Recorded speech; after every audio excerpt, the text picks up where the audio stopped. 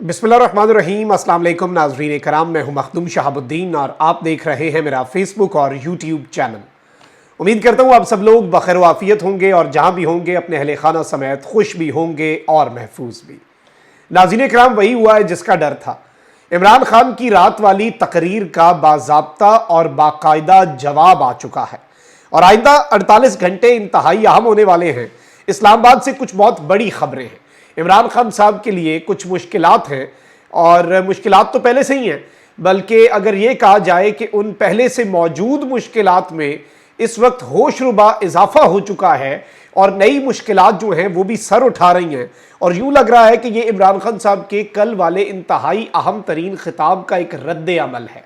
और इस सब में सुप्रीम कोर्ट से भी कुछ डेवलपमेंट्स हैं। सुप्रीम कोर्ट में मिलिट्री कोर्ट्स में सिविलियंस का जो ट्रायल है उस हवाले से अहम तरीन डेवलपमेंट्स हुई हैं। सुप्रीम कोर्ट की समाअत का अहवाल भी आपके सामने रखना है और इमरान खान साहब के खिलाफ 3 बड़े इकदाम जो हैं वो पिछले 12 घंटे में हुए हैं। इमरान खान साहब के खिताब के आफ्टर शॉक्स जो हैं वो इस वक्त आना शुरू हो चुके हैं और किस तरह से ये सूरत हाल ख़राब हो सकती है, मामलात जो हैं वो बहुत ज़्यादा गंभीर हो सकते हैं, बल्कि सिचुएशन हाथों से बाहर भी निकल सकती है and the situation can get even more verse, और बल्कि वर्स भी नहीं वर्स्ट हो सकती है। तो ये सारी चीज़ें आपके सामने रखते हैं। सबसे पहले सुप्रीम कोर्ट की समाअत का अहवाल आपके सामने रख दूं। सुप्रीम कोर्ट ने फौजी अदालतों में सिविलियंस के ट्रायल के खिलाफ दरखास्तों पर दरखास्त गुजारान की हुक्म इम्तना की दरखास्त जो है वो मुस्तरद कर दी है। यानी जो सिविलियंस का ट्रायल चल रहा है, कल सुप्रीम कोर्ट ऑफ पाकिस्तान ने हुकूमत की तरफ से फुल कोर्ट बनाने की इस्तदा मुस्तरद की थी। आज सुप्रीम कोर्ट ने दरखास्त गुजार जो मिलिट्री कोर्ट्स में सिविलियंस के ट्रायल के खिलाफ दरखास्त लेकर आए हुए हैं, आज सुप्रीम कोर्ट में बेसिकली हुआ ये कि इन्होंने दरखास्त दी कि आप स्टे ऑर्डर दे दें जब तक फैसला नहीं हो रहा, ताकि सिविलियंस जिनका मिलिट्री कोर्ट में अगर ट्रायल हो रहा है या जो भी मामलात हैं वो रोके जा सकें। तो सुप्रीम कोर्ट ने ये दरखास्त जो है मुस्तरद कर दी। मैं आपको पहले भी बता चुका हूँ, एक होम्योपैथिक किस्म का फैसला ही इस वक्त एक्सपेक्ट किया जा रहा है। अब यहाँ पर सूरत हाल ये है कि चीफ जस्टिस की सरबराही में जो 6 रुकनी बेंच है उसने लार्जर बेंच ने मिलिट्री कोर्ट्स के हवाले से समाअत की। दौरान समाअत अटॉर्नी जनरल मंसूर उस्मान ने दलाइल देते हुए कहा कि पिछली समाअत पर 9 मई की मनसूबाबंदी से किए गए हमलों की जो तफसीलात हैं वो सामने रखी। तस्वीरी शवाहिद से साबित है कि हमले में मुलविस तमाम अफराद के चेहरे वाज़े थे। इस वाक़े के बाद सिर्फ 102 अफराद को बहुत मोहतात तरीके से गिरफ्तार किया गया। दोबारा से कहना चाहता हूँ, जो 9 मई को हुआ ऐसा तारीख में कभी नहीं हुआ। इस दौरान जस्टिस मज़ाहिर नकवी ने इस्तफसार किया कि किस तरीक़ाकार के तहत लोगों को फौजी तहवील में लिया गया। इस पर अटॉर्नी जनरल ने कहा कि आर्मी एक्ट के सेक्शन में सिविल जराइम की बात वाज़े है। अगर कोई सिविल जुर्म सिविलियन करे तो ट्रायल आर्मी एक्ट के तहत नहीं हो सकता। चीफ जस्टिस ने कहा कि आर्मी एक्ट का सेक्शन 2 पढ़ें जिसमें सिविलियंस के ट्रायल की बात है। इस पर अटॉर्नी जनरल ने कहा कि आर्मी एक्ट सेक्शन 2 के मुताबिक कोई सिविलियन दिफाई काम में रखना डाले तो वो उस कानून के निर्गे में आता है।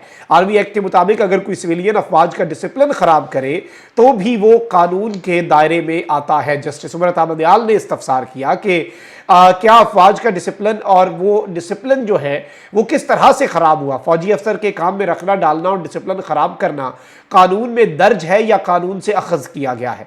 इस पर और भी बहुत से सवालात हुए। जस्टिस जाया अफरीदी ने कहा कि फौजी हो या सिविलियन के आर्मी एक्ट के तहत ट्रायल में आने वाले बुनियादी इंसानी हुकूक से खारिज हो जाते हैं।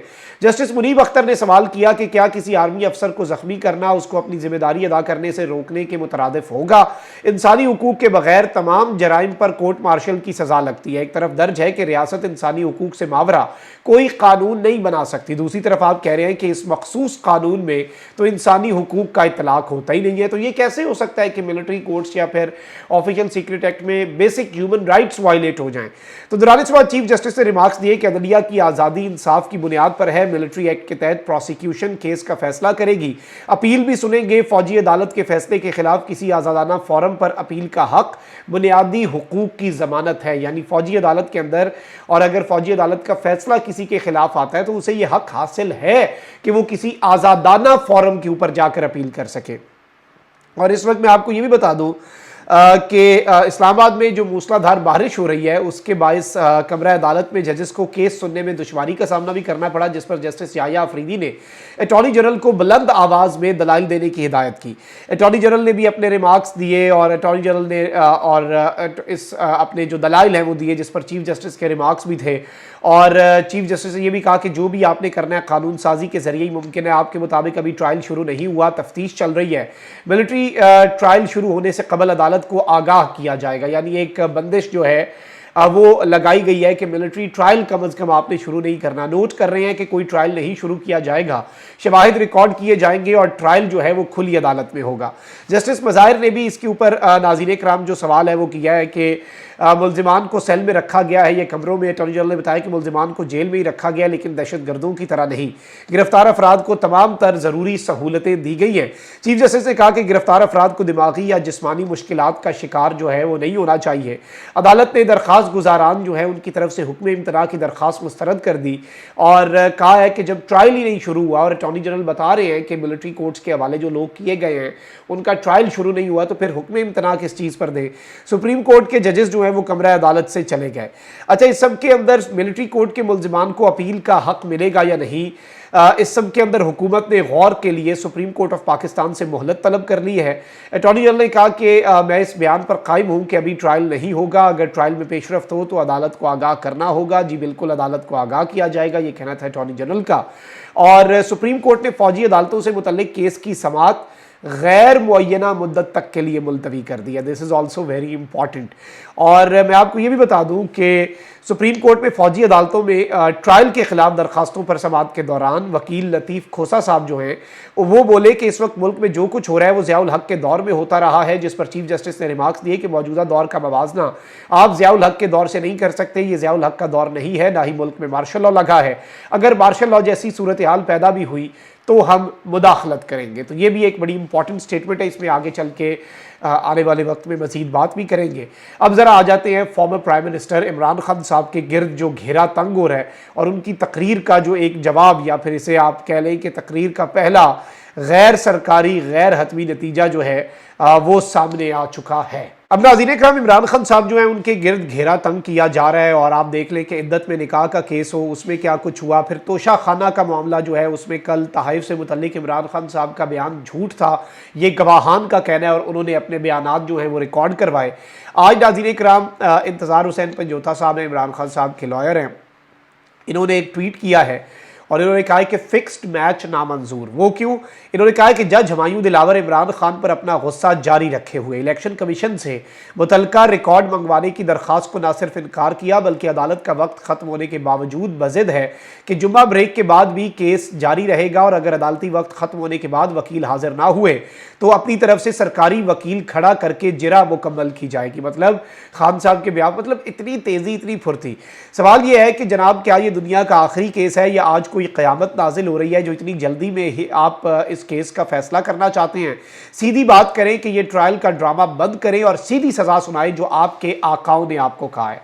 अब इंतज़ार पंजोता साहब ने ये बड़ी हार्श वर्ड्स इनके लिए यूज़ किए कि आपके आकाओं ने आपको जो टास्क दिया है, गेट टू द पॉइंट। इस ये ढोंग और ये तमाशा और ये ड्रामा ये जज साहब को कह रहे हैं। तो जाहिर बात है जज साहब जो है उनके ऊपर पाकिस्तान तहरीक इंसाफ ने एतराज़ भी किया। उन्होंने एतराफ़ किया जज साहब ने कि अकाउंट उन्हीं का था लेकिन पोस्ट उनकी नहीं थी। अब ये कैसे है, इसके हवाले से भी चीज़ें देखनी पड़ेंगी। जज साहब जो है वो इमरान खान साहब को लेके बाइस्ड है, इमरान खान साहब को लेके वो गुस्सा है, इमरान खान साहब उन्हें पसंद नहीं है। ये अब अगर उनकी पोस्ट से साबित नहीं होता तो कहा यह जा रहा है और पाकिस्तान तहरीक इंसाफ का मौक़िफ़ है कि जो कंटेंट और जो उनका पोस्ट हुआ था और जो उनका जहन था इमरान खान साहब के लिए वो उन्होंने वाजे कर दिया। जिस तरह से वो ट्रायल चला रहे हैं और जिस तरह से अदालती कार्रवाई चला रहे हैं जज साहब, उससे सब कुछ बहुत ज़्यादा वाजे हो रहा है। अच्छा, वहीं दूसरी जानिब एक और बहुत बड़ी खबर है और इस खबर को मैं ज़ाती तौर पे समझता हूँ कि ये पहला गैर सरकारी गैर हतमी नतीजा है इमरान खान साहब के कल के इंतहाई अहम खिताब का। लाहौर की इंसदादी दहशतगर्दी अदालत ने जिना हाउस हमला केस समेत 5 मुकदमात में जो पुलिस है उसने अदालत के अंदर ये बताया है कि चेयरमैन पाकिस्तान तहरीक इंसाफ जो है वो कसूरवार हैं।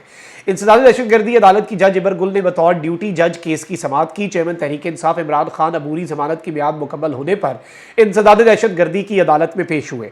स्पेशल प्रोसिक्यूटर सैयद फरहाद अली शाह ने बताया कि JIT ने तफ्तीश मुकम्मल कर ली है। चेयरमैन PTI तफ्तीश में कसूरवार पाए गए हैं। Now this is something very big, यानी कि वो तफ्तीश जिसमें इमरान खान साहब पेश हुए और उस हवाले से ये चीज़ें भी सामने आई कि खान साहब ने किसी चीज़ के ऊपर अपना वो सारे मामला जो उन पर इल्ज़ामात लगाए जा रहे थे, खान साहब ने उनकी नफ़ी की, उनकी तरदीद की और कहा कि मैं सबूत रखने के लिए तैयार हूँ। जब वक्त मिला आज़ादाना तहकीकात हुई और वही JIT जिसके वाले से कहा जा रहा है, खान साहब ने उन्हें कहा कि हमारी हुकूमत आएगी और आप जो गैर कानूनी काम कर रहे हैं सारे पुलिस वाले, आपका भी एहतसाब होगा। अब उस सब के हवाले से ये भी खबर आई थी कि JIT वालों ने टॉप पे वैसे ये बता दिया है कि भाई इल्ज़ामात कोई नहीं खान साहब पे साबित होने, लेकिन अब मैंने आपको उस वक्त भी बताया था जब ये खबर आई थी कि इसका ये मतलब कतई नहीं है कि इमरान खान साहब को ये चार्ज नहीं करेंगे। मतलब इन्हें पता है कि ये इमरान खान साहब इन मामलात के अंदर मुलविस नहीं है। अब यहाँ पर स्पेशल ड्यूटी जज ने अबूरी जमानतों में 8 अगस्त तक तौसीह कर दी और वकला को आइंदा समाअत पर दलाइल के लिए तलब कर लिया है। चेयरमैन PTI के खिलाफ थाना सरवर रोड, गुलबर्ग, शादमान समेत दीगर पुलिस स्टेशन में मुकदमात दर्ज हैं।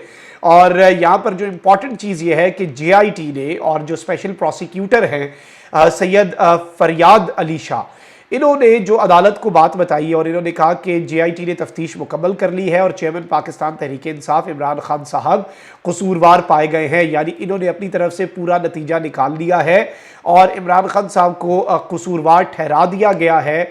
जो ज्वाइंट इन्वेस्टिगेशन टीम बनाई गई है DIG की सरबराही में, अब ये जो चीज़ है ये बहुत इंपॉर्टेंट है और इमरान खान साहब जो हैं उनके लिए इसमें मुश्किलात जो हैं वो बहुत ज़्यादा पैदा करने की कोशिश की जाएगी। और आपको पता है कि ऑलरेडी साइफर वाला मामला है, उसमें 25 तारीख है इमरान खान साहब के लिए। और ये सब कुछ किया क्यों जा रहा है? पहली गिरफ्तारी खान साहब की होपफुली जो लग रहा है इस वक्त इनका जहन जो हम पढ़ रहे हैं, ऑल्दो अवाम तो नहीं मानेगी इनका कोई मौक़िफ़, अवाम इमरान खान के साथ खड़ी थी, खड़ी है और खड़ी रहेगी, लेकिन ये गिरफ्तारी डालेंगे इमरान खान की जो लग रहा है साइफर वाले मामले में। क्योंकि उसमें आलमी ताकतें जो हैं उन्हें भी कहा जाएगा ना कि आपको भी तो खान कहता था, आपको भी तो रगेड़ रहा था इसके अंदर, तो ये आप इसके ऊपर ना बोलें। उसके बाद ये सारे केसेस जो खान साहब के ऊपर हैं और इनकी जो ये सारा माहौल बनाया जा रहा है, इसमें खान साहब की नाअहली के लिए भी और दीगर मामलात क्या होंगे खान साहब के लिए कि अगर उस केस से छूटते भी हैं तो अगला जो शिकंजा है वो तैयार हो। एक केस से जाएं दूसरे, दूसरे से तीसरे, तीसरे से चौथे, चौथे से पांचवें, उसके बाद तो ये एक सिलसिला ही चल पड़ेगा। और आपको पता है कि ऑलरेडी इसकी दलील तो और इसका सबूत वो दे चुके हैं कि किस बेहतरीन अंदाज में उन्होंने ये सारे मामलात किए और किस तरह से जो लोग हैं उन्हें अरेस्ट कर लिया जाता है जिसे दिल चाहता है जब और जैसे मर्जी, तो कर तो कुछ भी सकते हैं। बस अभी तो ये पता नहीं ये रिक्वायरमेंट्स भी क्यों पूरी कर रहे हैं, वैसे ही उठा लें खान को। अपना बहुत ख्याल रखिए। अल्लाह ने ईमान, पाकिस्तान जिंदाबाद।